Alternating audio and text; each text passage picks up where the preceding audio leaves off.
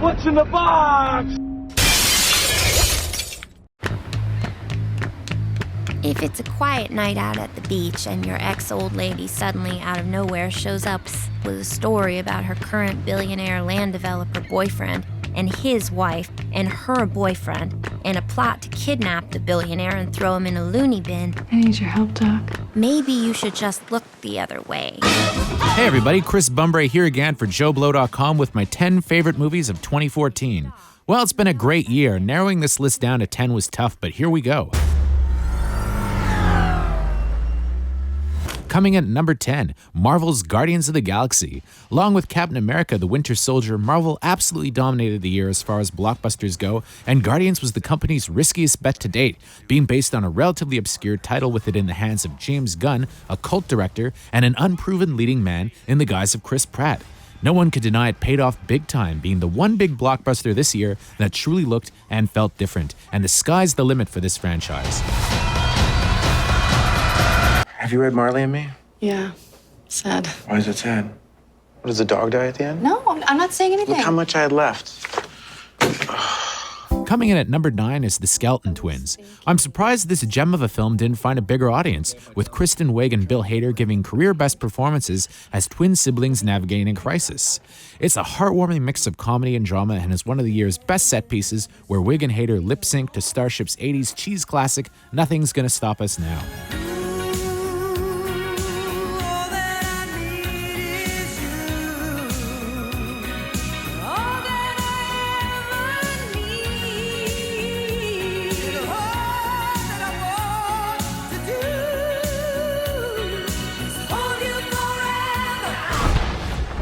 Back to action with number 8, which is The Raid 2. This is another one that should have found a bigger audience, with Gareth Evans turning what could have been a quickie sequel into a full-blooded action masterpiece with absolutely jaw-dropping set pieces, such as a car chase that ranks with the very best ever produced. I remember when I lost my mind. Number 7 is Birdman, with comeback kid Michael Keaton in line for his first ever Oscar nomination and possible win for his performance as washed-up superhero actor from the 80s trying to launch a comeback. Alejandro González Inarritu's virtuoso filmmaking is dazzling, with the whole film looking like one continuous shot. It's magnificent. How did we end up here, in this dump? And so my life began. Junior lobby boy in training under the strict command of Monsieur Gustave H. Number 6 is another gem from earlier this year, Wes Anderson's The Grand Budapest Hotel. While having come out so early in the year may have kept it from getting the awards attention it deserves, Grand Budapest ended up being Wes Anderson's biggest hit at the box office to date and features a career-redefining performance by Ralph Fiennes, who maybe has never been better.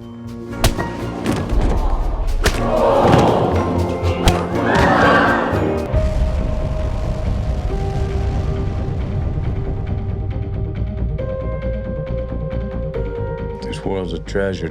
Coming in at number 5 is Christopher Nolan's Interstellar. The negative critical reaction to this one has been puzzling, with so many focused on saying what the film isn't rather than what it actually is, which is an absolutely superb sci-fi drama with the most emotionally affecting performance of the year, courtesy of star Matthew McConaughey. And let's not forget, it also looks absolutely incredible. We'll find a way. We always have.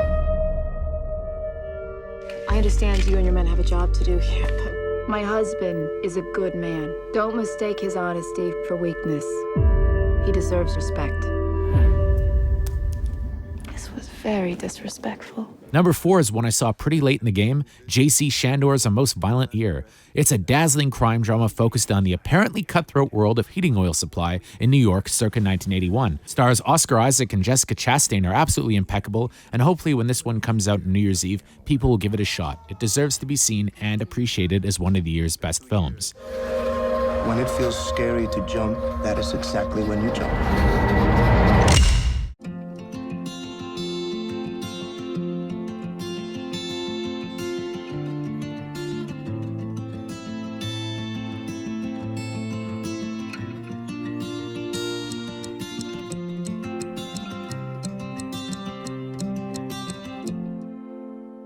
Hot at number 3 is Boyhood, which for me was significant as I got to attend the world premiere of Richard Linklater's 12 years in the making masterpiece at the Sundance Film Festival. This is an impossible film to dislike and absolutely the most unique piece of work to hit theaters in years.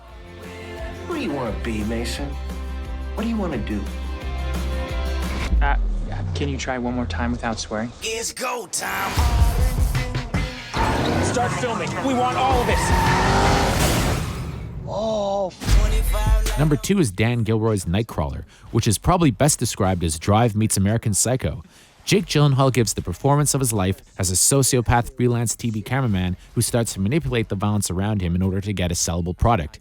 It's a damning expose of the media and a chilling character study. In any other year, this would have been my number 1. Were it not, of course, for Whiplash. You will be seeing me again. Little trouble there. 5, 6, and... Often called Full Metal Jacket at Juilliard, Whiplash marks the arrival of Damien Chazelle as a major director, with Miles Teller playing a drummer suffering under the brutal tutelage of his driven band conductor, played by J.K. Simmons, in what can only be called the performance of the year. There are no 2 words in the English language more harmful than good job.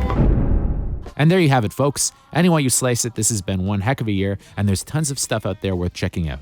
Hopefully 2015 is going to be just as strong. Until next time, for JoBlo.com, I'm Chris Bumbray. What's in the box?